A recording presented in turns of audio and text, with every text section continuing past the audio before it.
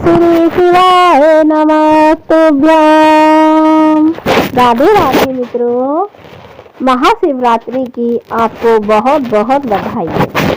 महाशिवरात्रि सिर्फ भक्तों के लिए वरदान से कम नहीं होती। पूरे वर्ष महाशिवरात्रि का इंतजार करते हैं शिव भक्त। महाशिवरात्रि का पर्व हर साल फागुन मास कृष्ण पक्ष की चतुर्थी तिथि को मनाया जाता है। यह तो आपको पता ही है। महाशिवरात्रि का पर्व इतना महत्वपूर्ण क्यों होता है, आइए आज हम जानते हैं यह पर्व इतना विशेष क्यों है। श्री शिवाय नमस्तुभ्यम। आज हम जानेंगे व्रत क्यों रखा जाता है, महाशिवरात्रि क्यों मनाई जाती है। आपके मन में भी महाशिवरात्रि क्यों मनाई जाती है, यह प्रश्न कभी आता ही होगा। आइए जानते हैं महाशिवरात्रि के पीछे की पौराणिक मान्यताएं। मित्रों, फागुन मास में कृष्ण चतुर्थी के दिन महाशिवरात्रि का पर्व मनाया जाएगा। इस दिन शिव जी की विशेष पूजा और आराधना होती है और विशेष अभिषेक किया जाता है। अधिकतर मत के अनुसार शिव जी की पूजा निश्चित काल में की जाती है। आओ जानते हैं क्यों मनाते हैं शिवरात्रि का पर्व। ईशान संहिता में बताया गया है कि फागुन मास की कृष्ण चतुर्थी की रात्रि में आदिदेव भगवान शिव करोड़ों सूर्यों के समान प्रभाव वाले शिवलिंग रूप में प्रकट हुए थे। अर्थात इसी दिन भगवान शिवलिंग रूप में प्रकट हुए हैं। इसी दिन से शिवलिंग की पूजा होना शुरू हुई है। यह ईशान संहिता में बताया गया है। दूसरा, ज्योतिष शास्त्र के मुताबिक फागुन कृष्ण चतुर्थी तिथि में चंद्रमा सूर्य के नजदीक होता है। उसी समय जीवन रूपी चंद्रमा का शिव रूपी सूर्य के साथ योग मिलन होता है। सूर्यदेव इस समय पूर्णतः उत्तरायण में आ चुके होते हैं तथा ऋतु परिवर्तन का यह समय अत्यंत शुभ माना जाता है। महाशिवरात्रि के समय बहुत ठंडक वाला मौसम होता है, चारों तरफ हरियाली फैली हुई होती है। इस समय न ज़्यादा धूप होती है न ज़्यादा ठंडी होती है। यह मौसम बहुत मधुर और आनंदमय होता है। सूर्य और चंद्रमा के योग मिलन होता है महाशिवरात्रि के दिन। तीसरा तथ्य है, माना जाता है सृष्टि की शुरुआत इसी दिन आधी रात में भगवान शिव का निराकार से साकार रूप में ब्रह्म से रुद्र के रूप में अवतार हुआ था। यानी कि सृष्टि की शुरुआत में शंकर भगवान ब्रह्म रूप में थे तो वह रुद्र रूप में आए थे। अर्थात हमें उनका साकार रूप मिला था। पहले ब्रह्म रूप एक आत्मा के रूप में, एक बिंदु के रूप में अब जाना जाता था। अब हम उसे साकार रूप में पूज सकते हैं। प्रलय की वेला में, चौथा कारण है, प्रलय की वेला में इसी दिन प्रदोष के समय भगवान शिव तांडव करते हुए ब्रह्मांड के तीसरे नेत्र की ज्वाला से भस्म कर देते हैं। इसीलिए इसे महाशिवरात्रि या जल रात्रि भी कहा जाता है। अर्थात प्रलय के समय प्रदोष यानी कि शाम के समय भगवान शिव तांडव करते हुए ब्रह्मांड को यानी पूरी सृष्टि को नेत्र की ज्वाला से भस्म कर देते हैं। इसीलिए इसे महाशिवरात्रि या जल रात्रि भी कहा जाता है। पांचवा कारण है महाशिवरात्रि मनाने का। पांचवा कारण तो आप सभी को मालूम ही है। इस दिन महागौरी मैया और शंकर भगवान की शादी हुई थी। शंकर भगवान गृहस्थ जीवन में आए थे। शंकर जी की बारात निकाली जाती है। रात में पूजा कर फलाहार किया जाता है। इस दिन महागौरी और शंकर भगवान का मिलन दिन है। इस दिन इन प्रकृति और विधाता एक साथ मिलन हुआ था। यही वह दिन है जब शंकर भगवान अपनी घोर तपस्या निंद्रा को छोड़ के घोर तपस्या निंद्रा कहे या घोर तपस्या लीन कहे, घोर तपस्या से जागकर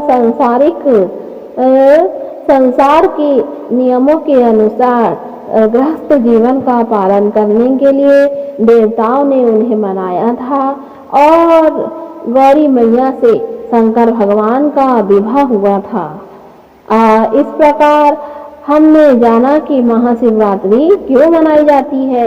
अब हम महाशिवरात्रि की कथा आपसे कहते हैं। मात्र से सारे कष्ट से मुक्ति मिलती है। भोले बाबा की कथा, महाशिवरात्रि की कथा आप अधूरी ना छोड़े, पूरी सुने। महाशिवरात्रि की कथा। महाशिवरात्रि व्रत कथा के अनुसार चित्रभानु नामक एक शिकारी था। जानवरों की हत्या करके वह अपने परिवार को पालता था। वह एक साहूकार का कर्जदार था, लेकिन उसका ऋण समय पर न चुका सका। क्रोधित साहूकार ने शिकारी को शिव मठ में बंदी बना लिया। संयोग से उस दिन शिवरात्रि थी। शिकारी ध्यानमग्न होकर शिव संबंधित धार्मिक बातें सुनता रहा। चतुर्थी को उसने शिवरात्रि व्रत की कथा भी सुनी। शाम होते ही साहूकार ने उसे अपने पास बुलाया और ऋण चुकाने के विषय में बात की। शिकारी अगले दिन सारा ऋण लौटा देने का वचन देकर बंधन से छूट गया। अपनी दिनचर्या की भांति वह जंगल में शिकार के लिए निकला, लेकिन दिन भर बंदी गृह में रहने के कारण भूख प्यास से व्याकुल था। शिकार खोजता हुआ वह बहुत दूर निकल गया। जब अंधकार हो गया तो उसने विचार किया कि रात जंगल में ही बितानी पड़ेगी। वह वन एक तालाब के किनारे बेले के पेड़ पर चढ़कर रात बिताने का इंतजार करने लगा। बेल के पेड़ में चढ़ के वह सोने लगा। बेल का पेड़ तो वैसे भी शिव भगवान का प्रतीक माना जाता है। बिल्व वृक्ष के नीचे शिवलिंग था, जो बिल्व पत्रों से ढका हुआ था। शिकारी को उसका पता न था। तालाब बनते समय उसने जो टहनियां तोड़ी वे संयोग से शिवलिंग पर गिरती चली गई। इस प्रकार दिन भर भूखे प्यासे शिकारी का व्रत भी हो गया और शिवलिंग पर बिल्व पत्र भी चढ़ गए। एक प्रहर रात्रि बीत जाने पर एक गर्भिणी हरिणी तालाब पर पानी पीने पहुंची। शिकारी ने धनुष पर तीर चढ़ाकर ज्यों ही प्रत्यंचा खींची तो हिरनी बोली, मैं गर्भिणी हूँ, शीघ्र ही प्रसव करूंगी। तुम एक साथ दो जीवों की हत्या करोगे, जो ठीक नहीं है। मैं बच्चे को जन्म देकर शीघ्र ही तुम्हारे समक्ष प्रस्तुत हो जाऊंगी, तब मार लेना। शिकारी ने प्रत्याशा ढीली कर दी। हिरनी जड़ियों में लुप्त हो गई। प्रत्याशा चढ़ाने तथा ढीली करने के समय कुछ बिल्व पत्र अनायास ही टूटकर शिवलिंग पर गिर गए। इस प्रकार उससे अनजाने में ही प्रथम प्रहर का पूजन भी संपन्न हो गया। कुछ ही देर बाद एक हिरनी उधर से निकली। शिकारी को प्रसन्नता का ठिकाना न रहा। समीप आने पर उसने धनुष का परबाण चढ़ाया। तब उसने देखा हिरनी ने विनम्रता पूर्वक निवेदन किया, हे शिकारी, मैं थोड़ी देर पहले ऋतु से निवृत्त हुई हूँ, काम आतुर विरहिणी हूँ, अपने प्रिय की खोज में भटक रही हूँ। मैं अपने पति से मिलकर शीघ्र ही तुम्हारे पास आ जाऊंगी। शिकारी ने उसे भी जाने दिया। 2 बार शिकारी को खोकर उसका माथा ठनका। वह चिंता में पड़ गया। रात्रि का आखिरी प्रहर बीत रहा था। उसी बार भी धनुष से लगकर कुछ बेलपत्र शिवलिंग पर जा गिरे। दूसरे प्रहर की पूजा संपन्न हुई। तभी एक अन्य हिरनी अपने बच्चे के साथ उधर से निकली। शिकारी ने यह स्वर्णीय अवसर जाना। उसने धनुष पर तीर चढ़ाने से देर नहीं लगाई। पति छोड़ने ही वाला था। हिरनी बोली, हे शिकारी, मैं इन बच्चों को उनके पिता के हवाले कर लौट आऊंगी। इस समय मुझे जाने दो। शिकारी हंसा बोला, सामने आए शिकार को छोड़ दूं? मैं मूर्ख नहीं। इससे पहले मैं 2 बार अपना शिकार खो चुका। मेरे बच्चे भूख प्यास से व्यग्र हो रहे होंगे। उधर में हिरनी ने फिर कहा, मैं तुम्हें अपने बच्चों की ममता सता रही है, ठीक वैसे ही मुझे भी। हे शिकारी, मेरे विश्वास करो, मैं इन्हें इनके पिता के पास छोड़कर तुरंत लौटने की प्रतिज्ञा करती हूँ।